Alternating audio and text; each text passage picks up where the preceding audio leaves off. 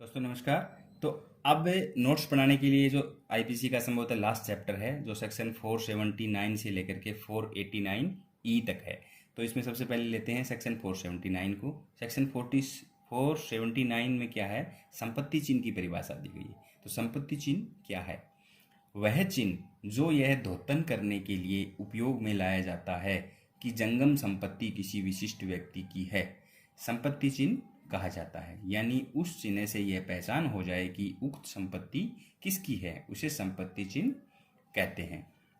तो इसके अंदर क्या है, ये हिंदी की लैंग्वेज है, थोड़ी सी टफ रहती है, इसलिए जिस व्यक्ति का अगर इंग्लिश ठीक ठाक है तो वो क्या है, थोड़ा सा इंग्लिश वर्जन जरूर पढ़ लें तो ये बड़ी आसानी से समझ में आ जाएगा। जैसे संपत्ति चिन्ह की परिभाषा अंग्रेजी में पढ़ेंगे तो बड़ी आसान सी है। क्या कहती है कि a marks used for denoting that movable property belong to a particular person.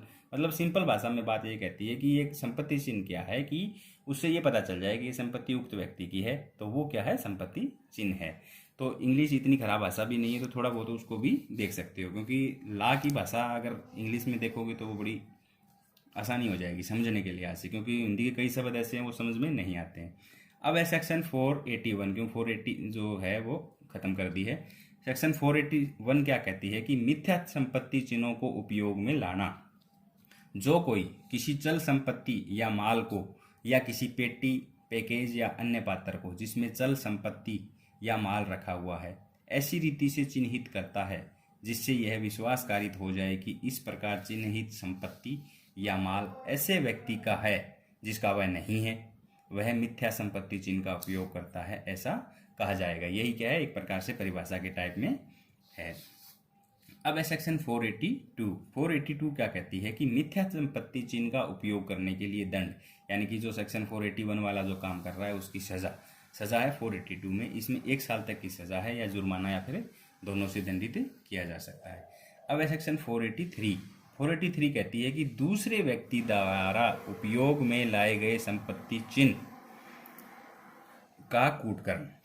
जो कोई किसी संपत्ति चिन्ह का जो किसी अन्य व्यक्ति द्वारा उपयोग में लाए जाते हैं कूटकरण करेगा तो वह 2 साल तक की सजा या जुर्माना या दोनों से दंडित किया जाएगा। अब है सेक्शन 484। तो 483 में तो क्या है कि अन्य व्यक्ति आ गया। अब 484 में क्या है कि लोक सेवक है। चेंज में इतना ही है, मतलब जो संपत्ति चिन्ह है उसका लोक सेवक उपयोग में लेता है, उसका कोई कूटकरण करेगा तो उस पर 484 लगती है। जो कोई किसी संपत्ति चिन्ह का जो लोक सेवक द्वारा उपयोग में लाया जाता हो या लोक सेवक द्वारा यह द्योतन करने के लिए उपयोग में लाया जाता है कि कोई संपत्ति किसी विशिष्ट व्यक्ति द्वारा या किसी विशिष्ट समय या स्थान पर विनिर्मित की गई है, या यह कि वह संपत्ति किसी विशिष्ट क्वालिटी की है या किसी विशिष्ट कार्यालय से पारित हो चुकी है, या यह कि वह किसी विशिष्ट छूट की हकदार है, कूटकरण करेगा या चिन्ह को कूटकर जानते हुए असली के रूप में उपयोग में लाएगा तो धारा 484 के तहत 3 साल की सजा और जुर्माने से दंडित किया जाएगा। अब है सेक्शन 485। सेक्शन 485 कहती है कि संपत्ति चिन्ह के कूटकरण के लिए कोई उपकरण बनाना या उस पर कब्जा रखना। कोई व्यक्ति संपत्ति चिन्ह के कूटकरण के प्रयोजन से कोई डाई, पट्टी या अन्य उपकरण बनाएगा या अपने कब्जे में रखेगा तो 3 साल की सजा या जुर्माना या दोनों से दंडित किया जाएगा। अब सेक्शन 486। 486 कहती है कि कूटकृत संपत्ति चिन्ह से चिन्हित माल का विक्रय। तो कोई अगर इस प्रकार जो माल है उसको बेचेगा तो उसमें क्या है, 1 साल की सजा या फाइन या दोनों से दंडित किया जाएगा। अब है सेक्शन 487। तो सेक्शन 487 क्या कहती है कि किसी ऐसे पात्र के ऊपर मिथ्या चिन्ह बनाना जिसमें माल रखा हुआ है। जो कोई किसी पेटी, पैकेज या अन्य पात्र के ऊपर जिसमें माल रखा हुआ है ऐसी रीति से कोई मिथ्या चिन्ह बनाएगा जिससे ऐसा विश्वास कर लिया जाए उसमें ऐसा माल है बल्कि उसमें वैसा माल है नहीं, या उस माल की प्रकृति और क्वालिटी से भिन्न है, तो उसे क्या है, 3 साल की सजा और जुर्माना या दोनों से दंडित किया जाएगा। अब है सेक्शन 488। सेक्शन 488 क्या कहती है, किसी ऐसे मिथ्या चिन्ह को उपयोग में लाने के लिए दंड।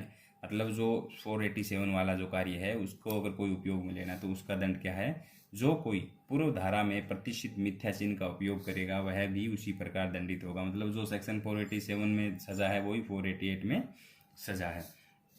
अब लेते हैं सेक्शन 489। सेक्शन 489 कहती है कि क्षति करने के आशय से संपत्ति चिन्ह को बिगाड़ना। इसके अंदर क्या है, व्यक्ति का क्या, हालांकि वो ऐसा कोई इरादा नहीं होता है संपत्ति कब्जाने वगैरह का, बल्कि उसे नुकसान करने का इरादे से।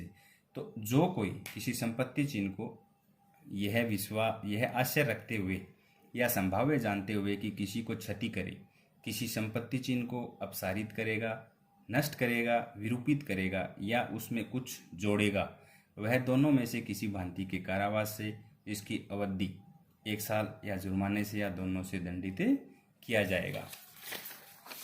अब है सेक्शन 489A। ये जो है सेक्शन 489A से लेकर के 489E तक ये करेंसी नोटों से संबंधित सेक्शन है। तो 489A क्या कहती है कि करेंसी नोट या बैंक नोटों का कूटकरण। जो कोई किसी करेंसी नोट या बैंक नोट का कूटकरण करेगा या जानते हुए इस प्रक्रिया के किसी भाग को संपादित करेगा, उसमें क्या है 10 साल की सजा और जुर्माने का प्रावधान है। अब है सेक्शन 489B। सेक्शन 89B क्या कहती है कि कूट रचित या कूटकृत करेंसी नोट या बैंक नोटों को असली के रूप में उपयोग में लाना। 489A के क्या अंदर क्या है कि उसे नकली के रूप में बनाता है, और 489B के अंदर क्या है, उसको उपयोग में लाता है। जो कोई उपयुक्त को कूटकृत जानते हुए या विश्वास करने का कारण रखते हुए किसी अन्य व्यक्ति को बेचेगा, खरीदेगा, प्राप्त करेगा या दुर्व्यापार करेगा, वह या असली के रूप में उपयोग में लाएगा, तो उसमें आजीवन कारावास और 10 साल तक की सजा का प्रावधान किया गया है। अब है सेक्शन 489C। 489C कहती है कूट रचित या कूटकृत करेंसी नोट या बैंक नोटों को कब्जे में रखना। तो जो ये काम जो पहले में 489A वाला है, उन नोटों को अपने कब्जे में रखता है, तो उसमें 7 साल की सजा और जुर्माना या दोनों से दंडित किया जा सकता है। अब 489D। 489D क्या कहती है कि करेंसी नोट या बैंक नोटों की कूट रचना या कूटकरण के लिए उपकरण या सामग्री बनाना या कब्जे में रखना।